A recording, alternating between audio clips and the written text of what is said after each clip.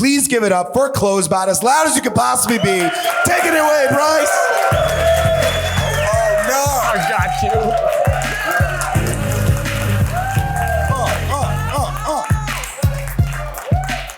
Thank you so much. You can stand up, Laura. COO, she's behind the scenes on everything, but she is super important. So she doesn't get recognized often. She's awesome. Thank you, everyone. One more time. Who is ready to learn about AI? That was one time. Where's Alex? They did it one shot. That was awesome. Okay, now I'm gonna get to learn my audience a little bit. I spoke to some of you, but who has used CloseBot? Okay, not bad. Who has heard of CloseBot before this event? Okay, my reputation precedes me. That's amazing. Now, switching gears a little bit, we're not gonna talk about CloseBot much in this presentation. Who knows exactly how AI works? Raise your hand if it's okay. Some of you probably do. There we go. Okay, hopefully I can still teach some of you guys stuff. Who would consider themselves a nerd? My nerds? Okay, so we'll give it like 50% nerd during this presentation. I'll keep it 50%. Sweet. So, a little bit about me and why I'm in this position doing this thing.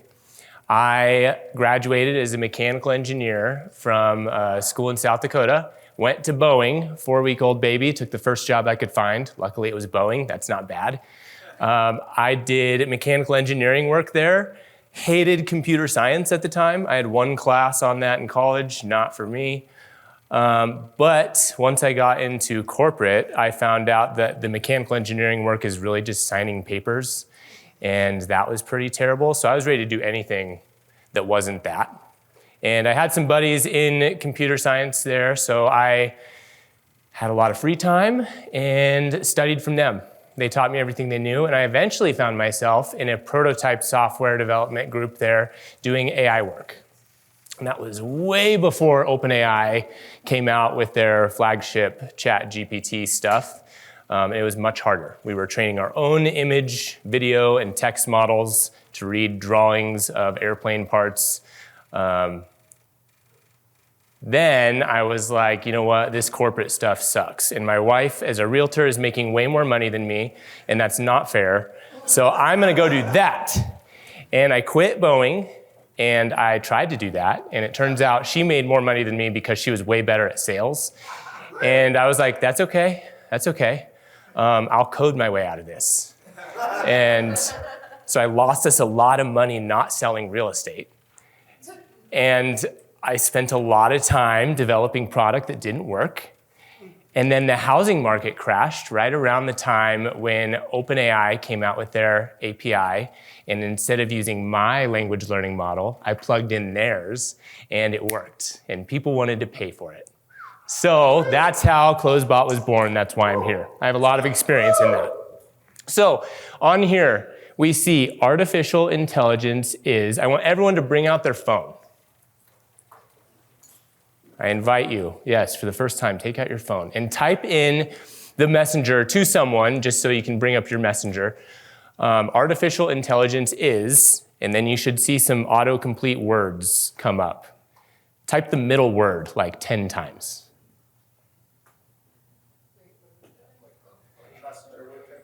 Press like the middle recommended word 10 times. What's yours say? Isn't. What does it say? Artificial intelligence? Push it more. How many times? The future. Artificial intelligence is us. Oh my God. Is that's us. Crazy. Exactly what I got. What else we got? Oh my God. Artificial intelligence is the future for all the human race. Sweet. And James is invited up here, by the way. I asked him, sorry, I didn't tell them that. He's gonna take some pictures.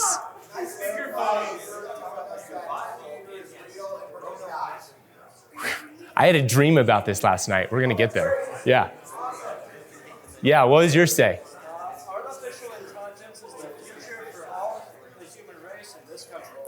Yeah, same. So it changes a little bit depending on the phone you have, depending on the model, the software update, depending on what you've typed to other people.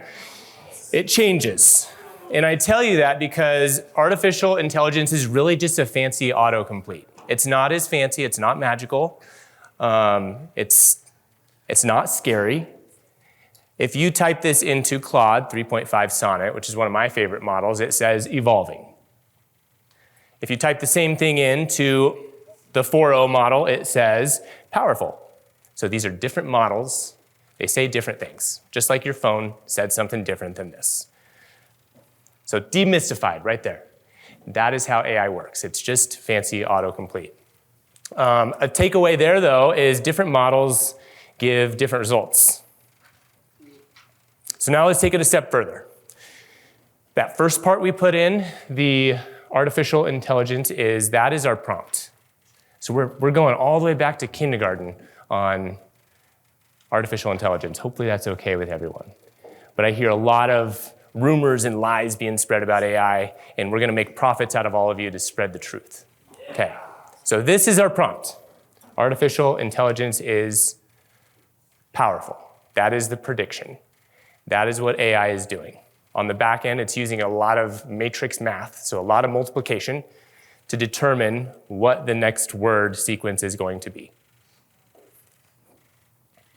Now, we can give the AI context. This is just a different name for a different part of the prompt. Raise your hand if you've heard the term context before. Probably the nerds. Okay, more than the nerds, that's good. I'll up my nerd level now. So if we tell it, you are against AI, artificial intelligence is, it says dangerous. So we've given it a little more context to let it know what we're looking for. We're shaping its response a little bit. Context influences predictions of AI. So that's our second key takeaway. We have different models produce different results, and context changes the output. Okay, so now a fun one. Raise your hand if you have kids. Okay, keep your hand up if you've recently read The Very Hungry Caterpillar. That is so many people. Recently. Okay, I'm gonna take a risk here. Who knows The Very Hungry Caterpillar the best? Alex does. Okay. You didn't look at your phone, right? What did the very hungry caterpillar eat on the third day? I'm hoping it's 3 pears. Blueberries. Is it 3 pears? He's going all in on 3 pears. You heard it here. It's plums. And he just read it. How long ago? Probably like night before I left. That's crazy. Your memory sucks. God. So here's the thing. AI has a shit memory too. It's trained on the whole internet. And I use the word trained there. That's the first time I've used it. When OpenAI or Anthropic trained their models, that's when it was trained. You guys, when you put in prompts and context, are not training your model. You're giving it context. So you had context. You just read it. It should have been in your memory. This wasn't long ago, and yet you forgot. If I had told you first, let's try it with someone else. Sam. So now, given what we have on screen, can you complete the sentence for me? Third item, the very hungry caterpillar ate was what? Plums. Give Sam a hand. Good job.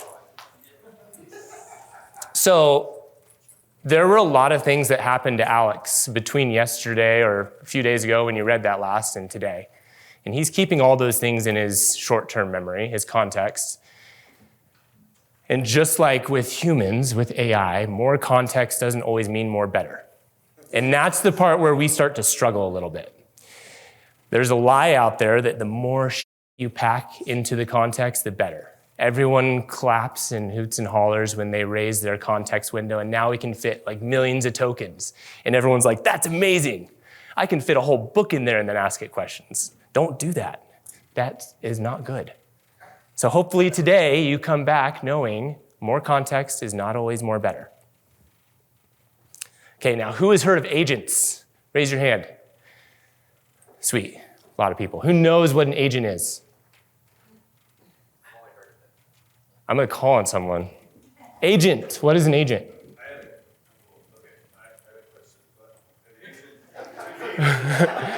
No, what is an agent? Not to you. You're speaking truth right now. An agent is a workflow that is used by the AI to know what to do next. Okay, it's a workflow used by the AI. Someone else. Does someone else think they have a different answer? Is it functionality where you give it a prompt and it'll actually go, like, perform a task? Okay. Yeah, what's up? I think it is an AI agent is a thing that can execute repeatable processes for you. Okay, more deterministic, more repeatable. So there aren't really good definitions of what an agent is. So all of you are right and wrong. Yeah, I staged that, sorry.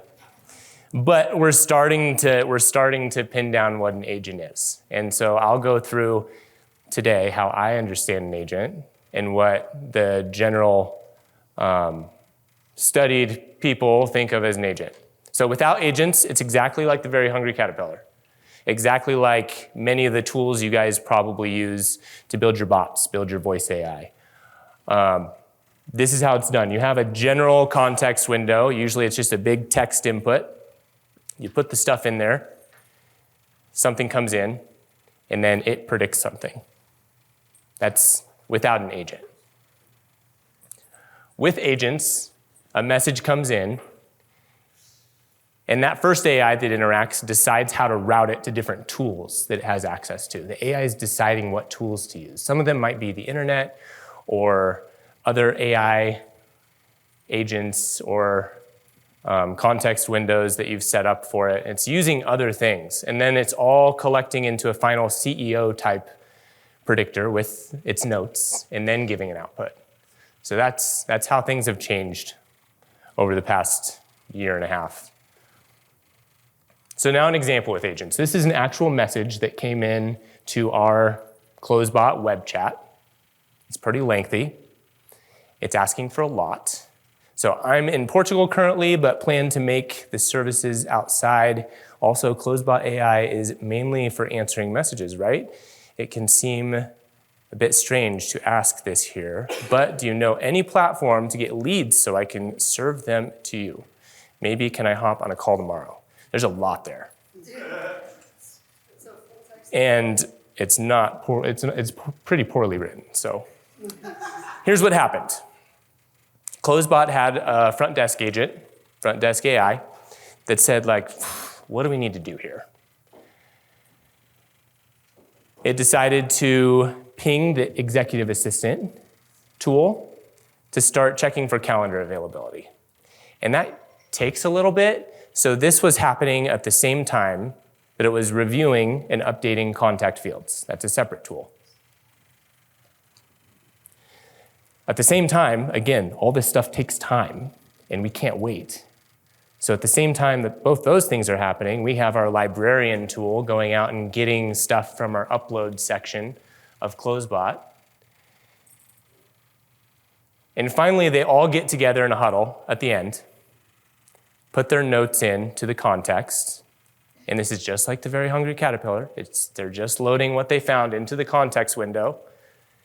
But we're trying to keep that context window small, so what happens here doesn't happen same as what happened to Alex when I asked him the question that he should have known. And then this is what it said. I broke it up into two messages just because that's something that CloseBot does. It breaks up messages where a human would. Ah, Portugal, lovely place.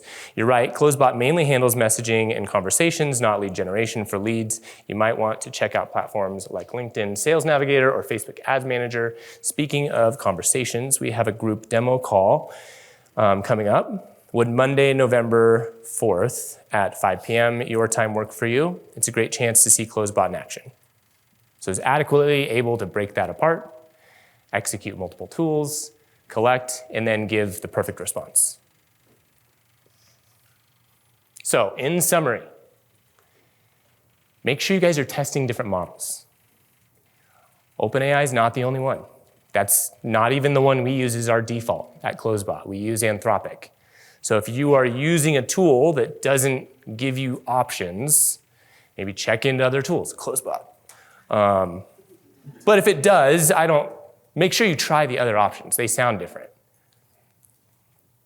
Learn how to provide clear and concise context. Don't load as much as you can into the context window. Even if they have an upload section, like CloseBot has uploads it pulls from, don't upload a bunch of garbage into there. People love to scrape websites. It's great at the start, it's quick and easy, but you know how much garbage is on a website? Like it's pulling in the header, the sidebar, the footer, your privacy policy, a bunch of stuff that's not needed. And the more you put in there, the less likely it is to find what it's searching for. Which goes into don't overwhelm AI with irrelevant info. We had a user recently who, our limit is 3 gigabytes right now on CloseBot, and they're like, hey, I need more space. And we're like, no, you don't. What are you doing? And literally anything they could find, I swear, anything. Like all of Alex Hormozzi's transcripts from his videos, uploaded into there. Like multiple websites. I'm like, what are you doing? Please stop. Don't do that. Don't do that. Upload only relevant information. And break up tasks into agents when possible. There are several of you I met that said you've built something out yourself, which is cool, that's fine. You learn a lot by doing that. If you're doing that, make sure it's not just the single shot prompt approach. Make sure you have some sort of system broken out so that it's routing to different workers to do things. Otherwise, you're getting left behind. Okay. Some of you who have talked to me have heard a little bit about objectives. At my table, I was expressing how it's hard for me to explain why CloseBot is different. This is my attempt at it, so you can give me a rating afterwards. You're crushing it. Thank you. CloseBot has these things we call objectives. So instead of you typing out a prompt saying, hey, AI, I really want you to get the person's name, their email, and then book an appointment based on this calendar's availability. That's a really simple one. Even if you just put that all in a prompt, most AI systems could probably handle that. But we break it up into objectives. We are changing the instruction to the AI based on where we are in the process. So that keeps the AI more focused on what it's supposed to be working on. Less chance that it's going to go astray, leaving your client calling you saying, why the hell did my AI refer a competitor to our customer? No, that's the kind of thing we're trying to avoid by doing this. The more you put into the AI, the more likely that is to happen. With objectives and with your prompts, here's what you don't want to do. And not because our system is not capable. Our system is capable. Most would not be at this level. If you have a bunch of information you want to get from your contact, make sure you hit the most important part as soon as possible. We've had users come in and they build out huge lists of prompts. And it's like, if I were talking to a real person, I would not stay on the phone that long. I would not be texting that much. Let's take real estate, for example. If we have the AI get the person's name, phone number, email, whether they're buying or selling, and then book a call, that's great. That's good. But if we're trying to get their name, email, phone number, their timeline for wanting to sell, how much they want to sell for, whether they'd sell for 80% less of that, whether there are other people, decision makers that need to be on the call, and you just went on and on, just like a long form, no one's going to do that. Get to the call first, and then with us, you can have objectives after the call to just keep asking questions and filling out fields on the contact, but get them to book the appointment if that is your success metric as soon as possible. So now a little side by side. A lot of people have asked me, how is this different from Go High Level's AI employee? So first of all, we are text only. So text, email, Facebook Messenger, Instagram, all that stuff. I'm not saying just text messaging. We don't do voice yet. That would be coming later this year. I won't put it out until quality is something that I'm happy with because I don't want to overwhelm our support. Anyway, a few areas of difference. Low and no prompt. We have our drag and drop builder. Even those of you who think you're prompt experts, you're probably not. And even if you are today, 3 weeks from now when it changes, you're not gonna be anymore. It changes all the time. And that's what our team is doing on the back end. You drag and drop the objectives, and then we are the ones putting the prompts together dynamically and deploying the agents with different tools based on best practices. We have multiple LLMs. Right now with V1, we have Anthropic and OpenAI. With our update coming in the next probably 4 to 6 weeks, it'll have access to pretty much all of them. And again, you want someone with multiple. We have fallbacks in place. You can select, hey, I like Anthropic, but if it's down, I'm okay with OpenAI. So there's really not downtime. Ours can do conversational rescheduling. So if they schedule an appointment through the AI or a booking link and then message in and they're like, hey, I have an appointment in an hour, not gonna work. And typically you'd send a reschedule link. How often do they click it? Sometimes, that helps. But the AI could reschedule that appointment for you. It would at least cancel it so that the person, your salesperson, doesn't show up expecting them on the phone. And then they go through the messages and see, oh, well, they told us we weren't gonna be here. I wish I would have checked my messages sooner. We can do custom field updating. High Level can do this as well, no surprise. Smart stopping, so we detect things like aggression, whether or not they're even interested in your product. If it's a potential bot on the other end or a spammer, you can have CloseBot automatically kill switch, shut off if it detects those things. We have smart follow-up, so if the person's like, hey, I'm actually out of town on family vacation this week. I'd love to talk to you, but now's not a good time. It'll schedule that follow-up a week out and automatically do the follow-up for you. It doesn't assign a task and have you do it, it does it. We have human handoff notifications. We have dedicated AI support. AI is all we do, and we're damn good at it. And so is our support staff from VA Hub Pro. Little plug there. We get all of our support agents from VA Hub Pro. Yeah, give it up for them. Here's the cool thing. Sometimes I forget we have support because I never hear back like problems. So I told my wife the other day, she was asking for marketing material and she's like, yeah, how many hours do we have on support? And I was like, it's 24 hours during the weekday and most of the weekend. She's like, we don't have 24-hour support on the weekday. And I was like, yeah, we do. We have 5 staff members. And she's like, what? That's cool. Yeah, and they're just there for AI. They're not there to support a billion features, just AI. Video, is it playing? So this is a look at our V2.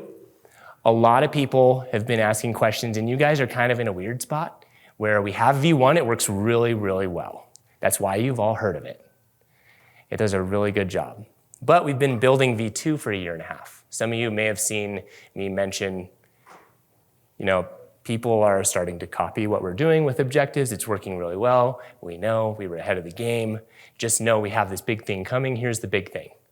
So an important piece to this is instead of having a linear flow of objectives, we could do things like conversationally determine whether someone is a buyer, seller, or both. And if they are a buyer, maybe I want to ask them some other questions, like their budget, and then book them on a calendar for a buyer's agent. If they're a seller, I want to determine their address conversationally and then verify the address, maybe even pull comps. We'll have different actions in here, like a comp action. So you could get their conversationally obtained address and determine a value and even give comps to them and then maybe book them with an agent. That stuff is literally not possible with a prompt alone builder like High Level's employee. That can only be done with something like this. Yeah, come on. Guys, can we give it up for Bryce, please? Thank you. Thanks, everyone. Bryce, stay on for 1 sec. Stay on for 1 sec. Stay on for 1 sec. I just want to say the quiet part out loud, because you're not going to. It is better than High Level's AI. Period. I want to say it for you Thank you. because you're too modest. Thank you. Great job, Bryce. Give it up for Bryce, please.